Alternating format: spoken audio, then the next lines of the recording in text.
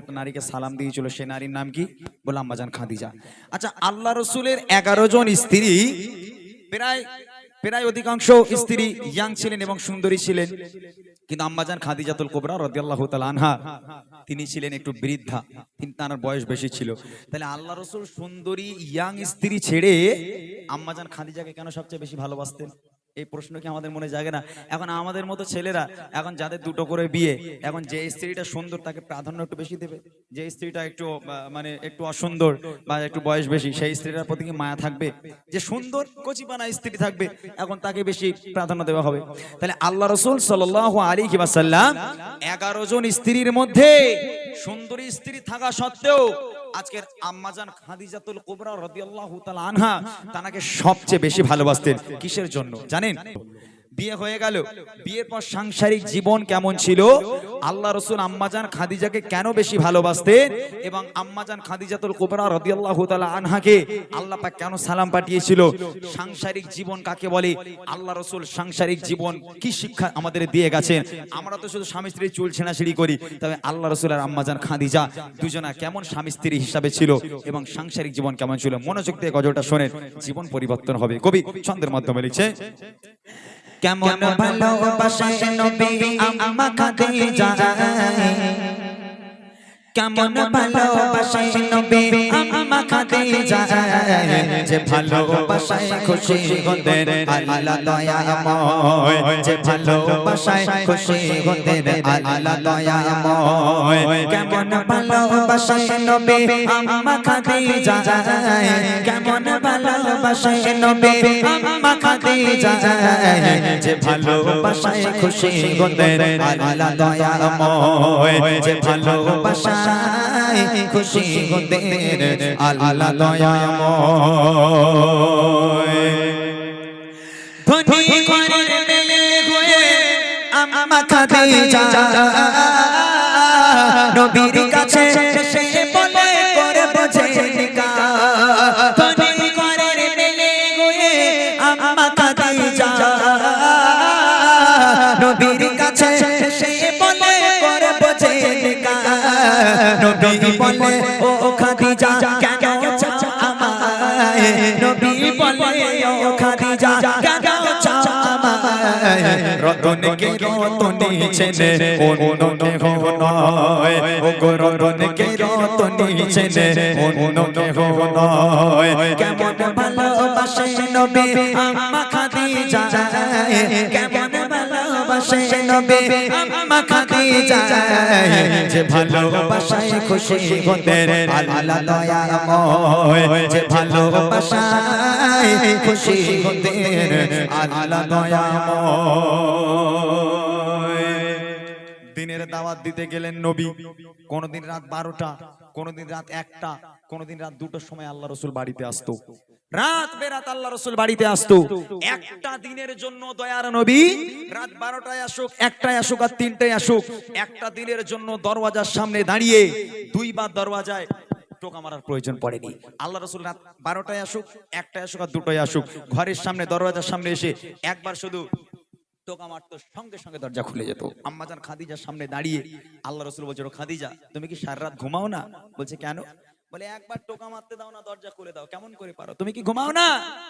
আম্মাজান খাদিজা বলেছিল, হে আমার স্বামী, আপনি যখন বাইরে থাকেন আমি খাদিজা ঘুমোতে পারি না, বড় টেনশন হয়, বড় ভয় হয়, না জানি কাফেরেরা আপনার উপর কোনো আক্রমণ করলো কিনা, আপনার কোনো ক্ষতি করে দিল কিনা, এই চিন্তায় আমি খাদিজা সারা রাত ঘুমোতে পারি না।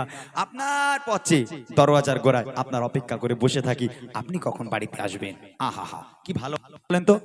হ্যাঁ, এতে এই আম্মাজান খাদিজাতুল কুবরা রাদিয়াল্লাহু তাআলা আনহা নবীর জন্য সারা রাত বসে থাকতো, স্বামী কখন বাড়ি আসবে। আর আমার ঘরের ভাইরা রাত 12টার সময় বাড়ি যাবে কাজ থেকে, দরওয়াজা আল্লাহ রাসূল একবার টোকা মারতো। আমাদের মনে হয় আমাদের মতো ছেলেরা বাড়িকে একবার টোকা মারলে আমাদের বড় দরজা খুলবে।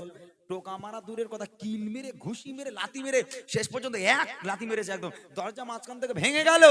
আমার মায়েদের ঘুম ভাঙে না, জান্নাত থেকে ঘুরে বেড়াচ্ছে। ওই আমার সকালবেলা গল্প দেবে, আমার স্বামী আমার কেন ভালোবাসে জানিস, আমার স্বামী আমার সোনা চাঁদ না। ওরে বাপরে বাপ, আম্মাজান খাদিজার উপরে সবাই, বুঝলেন না? রাগ করবেন না, খবরদার। আম্মাজান খাদিজা স্বামীকে কেমন খিদমত করতো, কবি লিখছে, দিনের দাওয়াত দিতে নবী যায় তো দাঁড়ে দাঁড়ে, অপেক্ষাতে বসে থাকে বিবি নিজের ঘরে দিনের দাওয়াত দিতে নবী চাই গো দাঁড়ে দাঁড়ে অপেক্ষাতে বসে থাকে বিবি নিজের ঘরে দরজা টোকা দেবার সাথে দরজা খুলে যায় দরজা টোকা দেবার সাথে দরজা খুলে যায় বিবি বলে আপনি ছাড়া ঘুম নাহি হয় ও গো বিবি বলে আপনি ছাড়া ঘুম নাহি হয় কেমন ভালোবাসে নবী আম্মা খাদিজা কেমন ভালোবাসে নবী আম্মা খাদিজা যে ভালোবাসায় খুশি হতেন আল্লাহ দয়াময় যে ভালোবাসায় খুশি হতেন আল্লাহ দয়াময় একদিন রাত্রেবেলা নবী বাড়িতে এলো দরওয়াজায় টোকা মারলো দরওয়াজা খুলে গেল আম্মাজান খাদিজার সামনে দাঁড়িয়ে আছে আল্লাহ রাসূল আম্মাজান খাদিজাকে দেখে হাউমাউ করে কেঁদে উঠেছে কেন জানেন আল্লাহ রাসূল দেখছেন খাদিজা দাঁড়িয়ে আছে আম্মাজান খাদিজার জামাটা এখান থেকে এমন ভাবে ছিঁড়ে গেছে ও জামা সেলাইও করা যাবে না তাবলিও মারা যাবে না আল্লাহ রাসূল হাউমাউ করে কেঁদে উঠেছে আম্মাজান খাদিজা কাঁদতে কাঁদতে আল্লাহ রাসূলকে জড়িয়ে ধরলো হে আমার স্বামী আপনি কাঁদছেন কেন আমার দ্বারা কি কোনো বেয়াদবি হলো ভুল হলো আপনি কষ্ট পেলেন আপনি কাঁদছেন কেন আল্লাহ রাসূল বলছেন খাদিজা তুমি কোন ঘরের মেয়ে খাদিজা তোমার আব্বা জানেন এত সয় সম্পত্তি এত জায়গা জমি সোনাদানার মালিক তুমি সব সোনাদানা গুনে এনে আমি নবী আমার রাস্তায় তুমি কুরবানি করে দিলে খাদিজা আজকে তোমার অবস্থা দেখো তোমার জামাটা এমন ভাবে ছিঁড়ে গেছে আমি তোমার স্বামী হয়ে ও জামা সেলাই করে দিতে পারবো না ও খাদিজা আমি তোমাকে ভালো রাখতে পারলাম না আম্মাজান খাদিজা আল্লাহ রাসূলকে জড়িয়ে ধরে বলেছিল হে আমার স্বামী আমি আপনার কাছে কোনোদিন কষ্ট পাইনি আলহামদুলিল্লাহ খুব ভালো আছি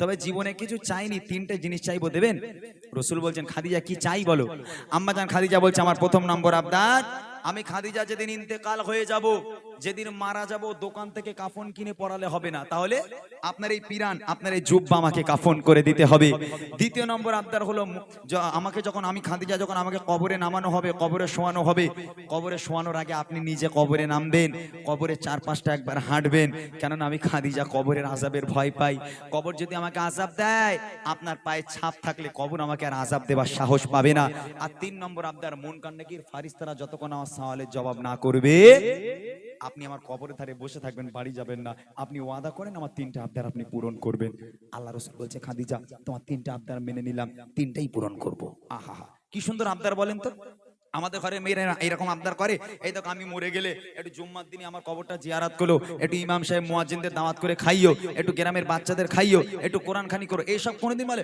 ওই সময় না বলে ঈদ হয়ে গেল আমাদের ওলা উঠে দিঘায় লেগালে না একটু বকখালি লেগালে না ওরে আল্লাহ আমার মায়েদের আবদার সে শুনলে মাথা খারাপ হয়ে যাবে আম্মাজান খাদিজা স্বামীর কাছে কি আবদার করেছিল শুনেন বিবি বলে ওগো স্বামী মরণের পরে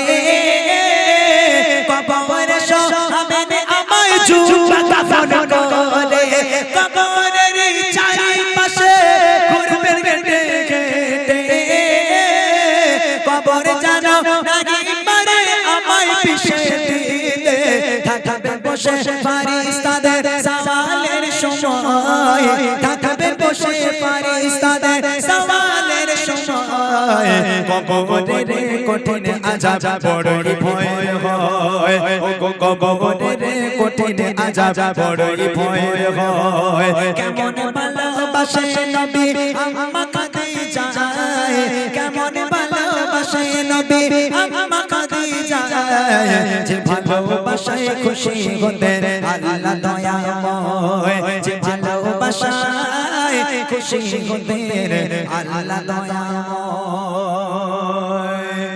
ইন্তেকাল হয়ে গেল আম্মাজান খাদিজা মারা গেল প্রথম নম্বর আবদার করেছিল জুব্বা দিয়ে কাফন পরাতে হবে আল্লাহ রাসূলের জুব্বা দিয়ে কাফন পরানো হলো দ্বিতীয় নম্বর আবদার করেছিল আমাকে কবরে শোয়ানোর আগে আপনাকে কবরে নামতে হবে আল্লাহ রাসূল আগে কবরে নামলো কবরে 4-5টা হাঁটলো হাঁটার পরে এবার আম্মাজান খাদিজাকে কবরে শোয়ানো হলো কবরে শোয়ানোর পরে মুখটাকে কোন দিকে রাখতে হয় কেবলার দিকে পশ্চিম দিকে রাখতে হয় তো আম্মাজান খাদিজাকে কবরের মধ্যে শুইয়ে আম্মাজান খাদিজার মুখটাকে ধরে যতবার কেবলার দিকে পশ্চিম দিকে ঘোরানো হয় আম্মাজান খাদিজার মুখটা ঘুরে এমনি এমনি আবার আসমানের দিকে হয়ে যায় আবার একবার চেষ্টা করা হলো, আবার কবরের মধ্যে আম্মাজান খাদিজার মুখটাকে নিয়ে যেই কিবলার দিকে ঘুরিয়ে দিল, পশ্চিম দিকে ঘুরিয়ে দিল, আবার এমনি এমনি ঘুরে আসমানের দিকে হয়ে যায়।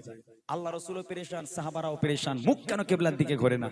আবার একবার চেষ্টা করলো, তিনবার চেষ্টা করার পর কোন মতে আম্মাজান খাদিজার মুখ কিবলার দিকে ঘোরে না।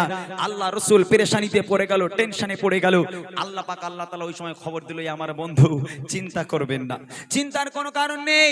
আমি আল্লাহ চাই না খাদিজার মুখটা কিবলার দিকে থাক, কেননা খাদিজা দ্বীন ইসলামের জন্য, কোরআনের জন্য আমি আল্লাহ আমার জন্য এত কষ্ট করেছে, এত রক্ত ঝরিয়েছে, নিজেকে এত কুরবানি করেছে। আমি আল্লাহ খাদিজার উপরে এত খুশি হয়ে গেলাম। আমি আল্লাহ চাই না খাদিজার মুখটা কিবলার দিকে থাক, আমি আল্লাহ চাই খাদিজার মুখটা সরাসরি আসমানের দিকে হয়ে থাক, যাতে করে আমি আল্লাহ আরশে মুআল্লায় বসে বসে আমি আমার খাদিজাকে কবরের মধ্যে থেকে দেখতে পারি। একবার জোরে বলুন না সুবহানাল্লাহ। আহা, কি নারী, কেমন মানুষ তিনি! আল্লাহ বলছো রে, দুনিয়ার সব মেয়েদের মুখ কিবলার দিকে রাখ, কবরের মধ্যে শুধু খাদিজার মুখটাকে ছেড়ে দে।